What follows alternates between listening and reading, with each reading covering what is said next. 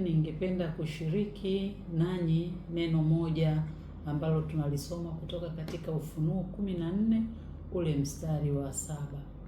Katika mstari wa 7 kuna neno linalotuambia mcheni Mungu na kumtukuza, kwa maana saa ya hukumu yake imekuja.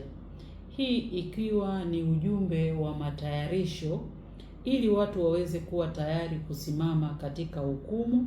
Ujumbe huo unawaamuru kumcha Mungu na kumtukuza na kumwabudu yeye aliyezifanya mbingu na nchi na bahari na chemichemi za maji.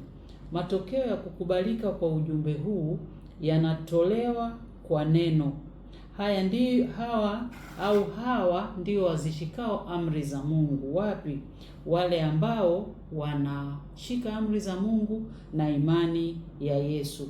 Ili kuwa tayari kwa hukumu, ni lazima wanadamu washike sheria za Mungu. Sheria hiyo itakuwa ndiyo kipimo cha tabia halisi katika hukumu. Mtume Paulo pia amezungumza neno hili: wote waliokosa katika sheria watahukumiwa kwa sheria. Kwa hiyo tunaona kwamba kumbe mbele za Mungu tutahukumiwa kulingana na sheria ambayo ameitaja vizuri sana katika Kutoka ile 20 mstari wa 1 hadi wa 17. Mtume Paulo naye anasema nini? Anasema watendao sheria watahesabiwa haki. Hii tunaisoma kutoka katika Warumi 2 ule mstari wa 12. Tunaona kwamba kumbe imani ni muhimu ili kushika sheria ya Mungu, kwa maana pasipo imani haiwezekani kumpendeza Mungu. Kwa hiyo kumbe tunaona kwamba hata tufanye nini katika maisha ya sasa, sheria inabakia kuwa kitu cha muhimu sana, kama zilivyo sheria za barabarani. Tunapokuwa tunatembea, tunapokuwa tunaendesha magari, zipo sheria ambazo zinatuonyesha nini cha kufanya ili magari yasigongane, ili watu wasije wakagongwa, na ili mambo yaweze kwenda salama, ni lazima zile sheria zifuate. Na ndivyo ilivyo hata katika neno la Mungu. Tunatakiwa kuzifata sheria ili twende sawa sawa.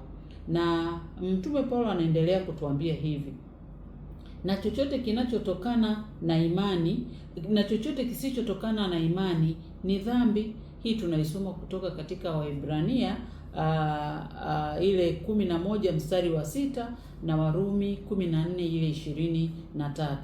Kupitia malaika wa kwanza ambaye tumemsoma katika Ufunuo 14 ule mstari kuanzia mstari wa 6, wanadamu wanaitwa wamche Mungu na kumtukuza na kumsujudia yeye aliyeziumba mbingu na nchi. Ili jambo hili liweze kufanyika, ni lazima wanadamu hawa au sisi wanadamu tuweze kuishika sheria yake. Yeye mwenyewe alisema, mwenye hekima Mungu alituambia hivi, anasema nawe uzishike sheria zake, maana ndiyo jumla impasayo mtu. Hii tunaisoma kutoka katika Mhubiri 12 ule mstari wa 13. Bila utii wa amri zake hakuna ibada inayoweza kumpendeza Mungu, kwa sababu Mungu anasema huku ndiko kumpenda Mungu, kwamba tuzishike sheria zake.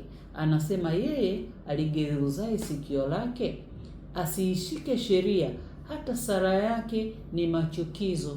Neno hili tunalipata kutoka katika ile Yohana wa kwanza mstari wa Yohana wa kwanza 5 ule mstari wa 3. Hivyo na kualika kubali kuweza kuzijua na kufuata sheria za Mungu ili tuweze kumcha Mungu wetu na kumtukuza. Karibu sana.